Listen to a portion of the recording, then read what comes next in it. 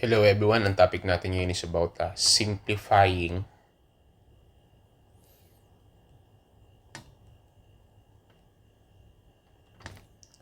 series circuit.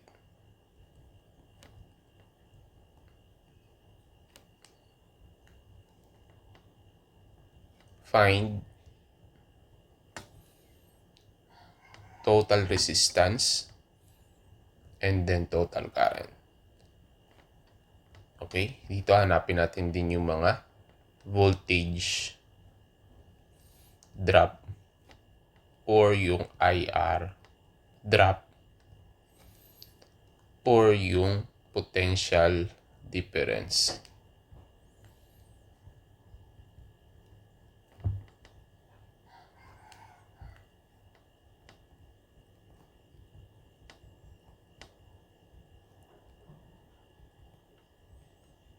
Okay, so example tayo ng ating series circuit.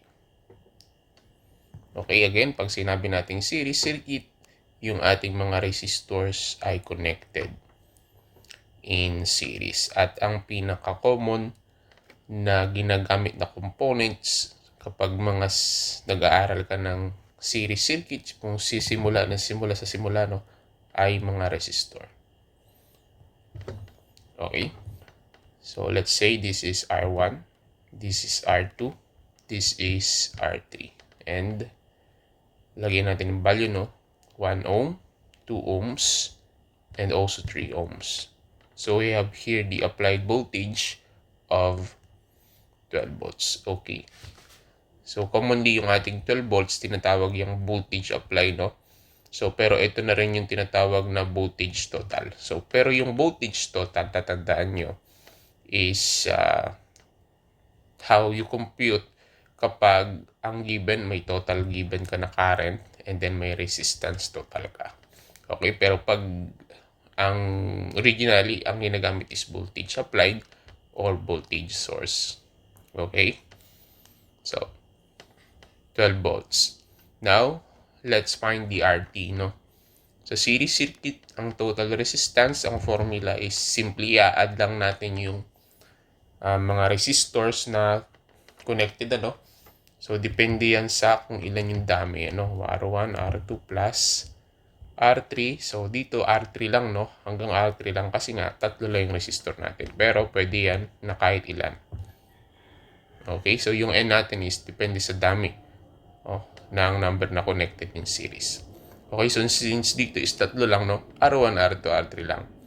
So, 1 ohm plus 2 ohms plus 3 ohms. Okay, so ang total resistance natin dito is 2 plus 3 is 5, plus 1 is 6 ohms. Okay, so next is hanapin daw natin yung total current. Now, sa total current natin, sa series circuit again is equal ang current. So, kung ano yung makukuha nating current, yung total current natin, siya na din yung current natin sa I1, I2, hanggang I3, no, yun yung current mo na nag-flow dito sa R1, R2, at saka sa R3. Okay? So, ang ating formula, again, ang formula natin dito, no, B is equal to I times R. Okay? So, I is equal to B over R. So, pag R naman, R is equals to B over I. So, total current, so, ito gagamitin natin. So, since total, no, ang hinahanap, so, dapat yung mga gagabitin mo is total voltage over total resistance. So, ngayon, dito ang lumalabas na total voltage natin ay yung total voltage applied natin at 12 volts, no? 12 volts over yung total resistance natin na 6 ohms. So, ang current natin dito is 2 amperes. Okay, IT is equal to 2 amperes. Okay? So, meron na tayong total resistance, meron na tayong total current. Ang next natin is hanapin is yung mga voltage drop. So, yung voltage drop sa R1, yung voltage drop sa R2, yung voltage drop sa R3. Okay, so, VR1 yan. Yung VR1 natin represents that voltage na nag-drop sa R1. Okay, so ang formula ng voltage natin is I times the R. So, I1 times the R1. No? Kasi BR1, ano? So, dito, since, series circuit, total current, yung total na current mo is 2 ampere at ang sabi is kapag series circuit, equal ang current. Okay, so ibig sabihin, pwede mong gawing BR1 is equal to total current times DR1. O, kasi nga equal naman yung current mo sa buong series circuit. Okay? So, ang total current mo is 2 amperes. Tapos, nakamultiply siya sa R1 mo na 1 ohm. So, ibig sabihin,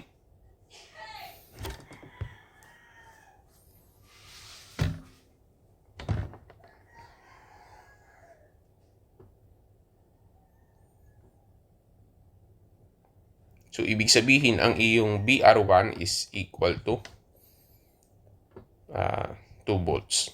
No? 2 volts. Huwag na natin i-box. Ganyan na lang. Okay, 2 volts. Now, next is yung ating BR2. So, pwedeng total current times yung ating R2. So, ang total current natin is 2 amperes na nakamultiply naman sa R2 na 2 ohms. Okay? 2 ohms. So, ang voltage mo na nag-drop sa R2 ay 2 times 2 is 4 volts. Okay? So, next is yung ating VR3. Okay? So, sa VR3 natin, ang formula again is total current times the resistance R3 mo. Okay? So, ang total current is again is 2 amperes. Tapos, yung ating R3 ay 3 ohms. Okay, VR3 natin is equivalent to 6 volts. Okay? So, etong total voltage mo ngayon, kapag pinagsama-sama mo yung BR1 plus BR2 plus BR3, ang ibibigay sa'yo dapat sagot nyo ay 12 volts. Kasi yung 12 volts, yung total voltage natin ay 12 volts. Okay, so sa BR1 natin, ang nakuha natin is 2 volts. Sa BR2 is 4 volts. Sa BR3 natin is 6 volts, no? So, sa makatuwid, 2 plus 4 is 6 volts plus 6 volts. So, 12 volts is equal to 12 volts. Okay? So, kung mapapansin nyo, 2 amperes agad yung ginamit natin. Kasi nga, yung current natin ay sa buong circuit ay equal. Okay? So, tatandaan nyo yung applicable yung rule na yan. Yan ang tatandaan nyo sa series circuit. Equal ang current. Okay? So, ito pa yung mga rule na tatandaan ninyo. Kung alin yung may pinakamataas na value ng resistance sa series circuit, siya yung may pinakamataas na voltage drop. Anong ibig kong sabihin? R1, R2, R3. Okay, so baguhin natin. R1, R2, R3. Sabi kung sino yung may pinakamataas na value ng resistance. So kapag series circuit, siya yung may pinakamataas na voltage drop. So dito sa R1, sa R2, sa R3 mo, alin ba yung may pinakamataas na value ng resistance? Of course, yung 3 ohms mo. So since siya yung may pinakamataas na value ng resistance, siya yung may pinakamataas na voltage drop. At tama, kasi compute natin sa BR3 natin, sa 3 ohms, 3 ohms natin kasi yung sa R3 natin, 6 volts, Kasi itong isa is 2 volts, itong isa is 4 volts. And also, since yung R3 natin pinakamataas, 3 ohms, siya yung may pinakamataas na voltage drop, 6 volts.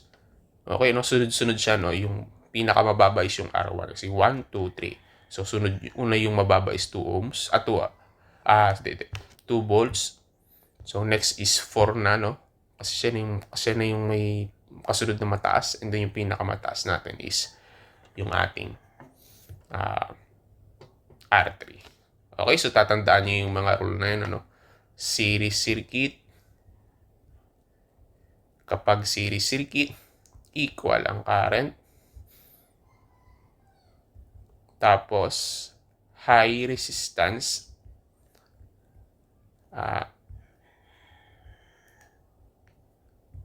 Equal high voltage, high voltage drop or high E.R.A drop.